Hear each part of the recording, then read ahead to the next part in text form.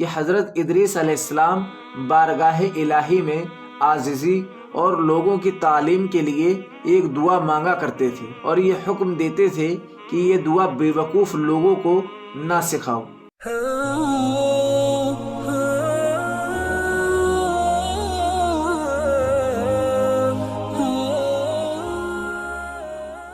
الحمد للہ رب العالمین والصلاة والسلام علی سید المرسلین، اما بعد فاعوذ باللہ من الشیطان الرجیم، بسم اللہ الرحمن الرحیم۔ السلام علیکم ورحمۃ اللہ تعالی وبرکاتہ۔ میرے پیارے ناظرین، حضرت ادریس علیہ السلام حضرت آدم اور حضرت شیث علیہ السلام کے بعد تشریف لائے۔ ناظرین، آپ علیہ السلام حضور اکرم صلی اللہ علیہ وآلہ وسلم کے آباء و اجداد میں سے ہیں۔ میرے پیارے ناظرین، آپ علیہ السلام کا اصل نام خنوق یا اخنوق ہے، اور الہی صحیفوں کا بکثرت درس دینے کی وجہ سے آپ کا لقب ادریس ہے۔ میرے پیارے ناظرین، بہت سی چیزیں ایسی ہیں جو سب سے پہلے آپ علیہ السلام نے ہی ایجاد فرمائی۔ محترم سامعین، اور آپ علیہ السلام کو وعدہ الہی کے مطابق ابھی تک موت نہیں آئی، اور اس وقت آپ علیہ السلام آسمانوں میں زندہ ہیں، اور جب اللہ تعالیٰ چاہے گا اس وقت آپ علیہ السلام ضرور وصال فرمائیں گے۔ میرے پیارے ناظرین، قرآن مجید فرقان حمید میں آپ علیہ السلام کا ذکر موجود ہے، اور سیرت و تاریخ کی کتابوں میں بھی کچھ مختصر ذکر خیر ہی کیا گیا ہے۔ میرے پیارے ناظرین، قرآن مجید فرقان حمید میں آپ علیہ السلام کا تذکرہ 2 صورتوں میں موجود ہے۔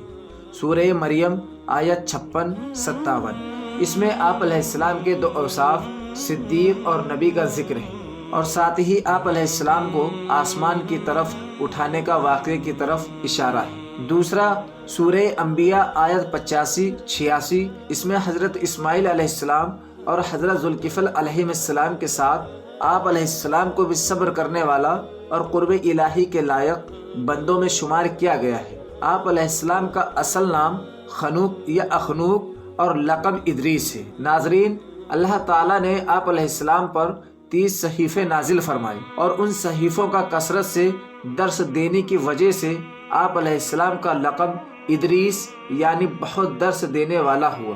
محترم سامعین، آپ علیہ السلام حضرت نوح علیہ السلام کے والد کے دادا ہیں، اور حضرت آدم و شیث علیہ السلام کی نبوت کے بعد آپ ہی منصب نبوت پر فائز ہوئے۔ علامہ احمد بن محمد قسطلانی رحمۃ اللہ علیہ لکھتے ہیں کہ حضرت ادریس علیہ السلام نے حضرت آدم علیہ السلام کی مبارک زندگی کے 308 سال پائے تھے۔ حضرت شمرہ رضی اللہ عنہ فرماتے ہیں کہ حضرت ادریس علیہ السلام کا رنگ سفید، قد لمبا اور سینہ چوڑا تھا، اور آپ علیہ السلام کے جسم اقدس پر بال کم اور سر پر زیادہ تھے۔ آپ علیہ السلام کے سینہ مبارک پر ایک سفید نشان تھا، اور یہ برس کا نشان نہیں تھا۔ میرے پیارے ناظرین، حضرت عبداللہ بن عباس رضی اللہ عنہما فرماتے ہیں کہ حضرت ادریس علیہ السلام جب کپڑے سلائی کیا کرتے تو ہر ٹاکے پر سبحان اللہ کہتے تھے۔ جب شام ہوتی تو اس وقت تک روئے زمین پر کوئی بھی شخص عمل کے لحاظ سے آپ علیہ السلام سے افضل نہ ہوتا تھا۔ حضرت عبداللہ بن مسعود رضی اللہ عنہ فرماتے ہیں کہ حضرت ادریس علیہ السلام بارگاہ الہی میں عاجزی اور لوگوں کی تعلیم کے لیے ایک دعا مانگا کرتے تھے، اور یہ حکم دیتے تھے کہ یہ دعا بے وقوف لوگوں کو نہ سکھاؤ، اور وہ دعا یہ ہے: اے بڑی شان و شوکت والے، اے بڑے فضل والے، تیرے سوا کوئی معبود نہیں، پناہ کے طلبگاروں کو پناہ دینے والا اور ڈرنے والوں کو انسیت بخشنے والا، میں تیری بارگاہ میں سوال کرتا ہوں کہ اگر ام الکتاب یعنی لوح محفوظ میں شقی یعنی بدبخت لکھ دیا گیا ہوں تو ام الکتاب سے میری شقاوت مٹا دے، اور اپنے پاس مجھے خوشبخت تحریر فرما دے، اور اگر ام الکتاب میں محروم رزق میں تنگی دیا ہوا لکھا گیا ہوں تو ام الکتاب سے میری محرومی اور رزق کی تنگی مٹا دے، اور مجھے اپنے پاس سعادت مند اور ہر بھلائی کی توفیق دیا ہوا لکھ دے۔ میرے پیارے ناظرین، یہ دعا بہت عمدہ ہے۔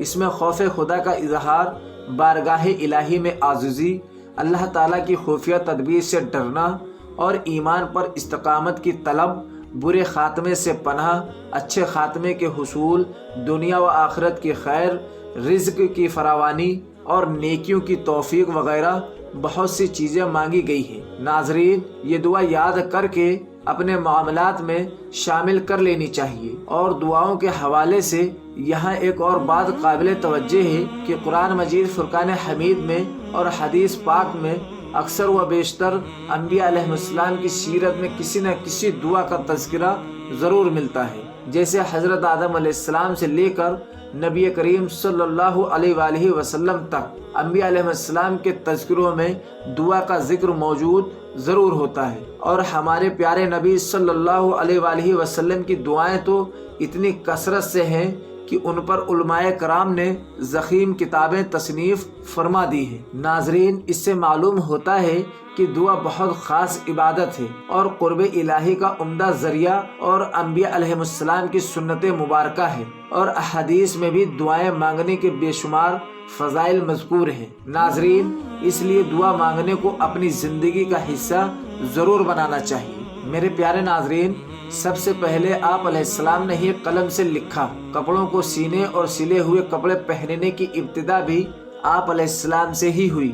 ناظرین، کیونکہ اس سے پہلے جانوروں کی کھالیں بطور لباس استعمال ہوتی تھی۔ ناظرین، سب سے پہلے ہتھیار بنانے والے ترازو اور پیمانے قائم کرنے والے اور علم نجوم اور علم حساب میں نظر فرمانے والے بھی آپ علیہ السلام ہی ہیں۔ علم نجوم کے شرعی حکم اور اس کے علم سے متعلق بحر شریعت میں ہے کہ اگر اس علم سے مقصود یہ ہو کہ اس کے ذریعے سے ماہ یعنی مہینہ اور سال یا اوقات صلاۃ و سمتوں اور موسموں کی اقسام کا حال معلوم کیا جائے اور زکوٰۃ حج کے اوقات کو جانا جائے تو مذائقہ نہیں، یہ جائز ہے۔ اور اگر علم تنجیم سے مقصود یہ ہو کہ اس کے ذریعے سے آنے والے حوادث کو معلوم کیا جائے اور غیبی امور بتانے کے لیے استعمال کیا جائے اور ستاروں کی گردش کے دنیا پر اثرات ظاہر کرنے کے لیے حاصل کیا جائے تو یہ حرام ہے۔ میرے پیارے ناظرین، حضرت عمر رضی اللہ عنہ نے فرمایا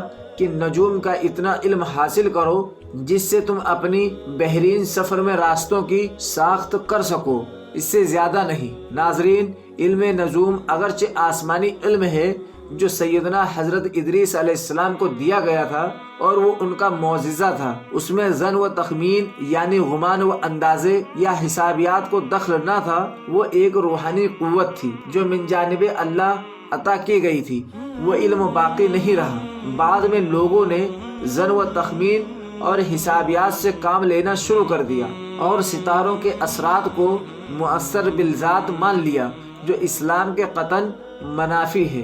میرے پیارے ناظرین، باقی بیان آنے والی اگلی قسط میں جانیں گے۔ السلام علیکم ورحمۃ اللہ تعالی وبرکاتہ۔